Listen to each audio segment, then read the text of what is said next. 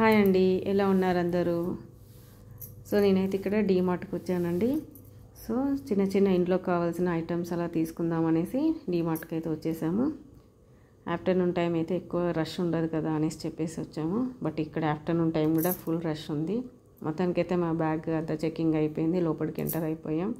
So ఎంట్రన్స్లోనే పిల్లలకు కావాల్సినవి అన్నీ చూడండి, అట్రాక్టివ్గా ఉండేలాగా బిస్కెట్స్, చాక్లెట్స్, కేక్స్, హార్లిక్స్, ఇంకా ఇలాంటివన్నీ ఐటమ్స్, తినే ఐటమ్స్, స్నాక్ ఐటమ్స్ చాలా ఉన్నాయి.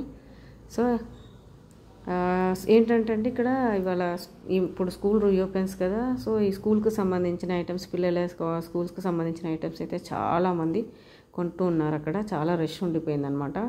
సో ఆఫ్టర్నూన్ టైంలో వెళ్ళినా కూడా అంత రష్ ఉన్నారనమాట. ఎందుకంటే ఇంకా బుక్స్ కానివ్వండి, వాళ్ళకి లంచ్ బాక్సెస్ కానివ్వండి, వాటర్ బాటిల్స్ కానివ్వండి, సో వెరైటీస్ ఉన్నాయి చక్కగా.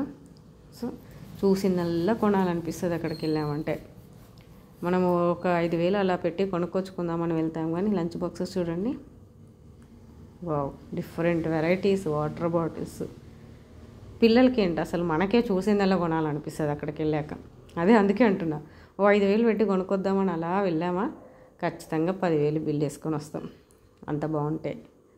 ఒక్కసారి అలా వెళ్ళామంటే మనకు అన్ని రకాల థింగ్స్ అన్నీ కూడా అక్కడ అవైలబుల్ ఉంటాయి. సో ఇంకా చూసింది మనకు గుర్తుకు వస్తుంది అప్పుడు, అరే ఇది కొనాలి, అది కొనాలి. ఎంత క్యూట్గా ఉంది చూడండి, ఇది చాలా బాగున్నాయి.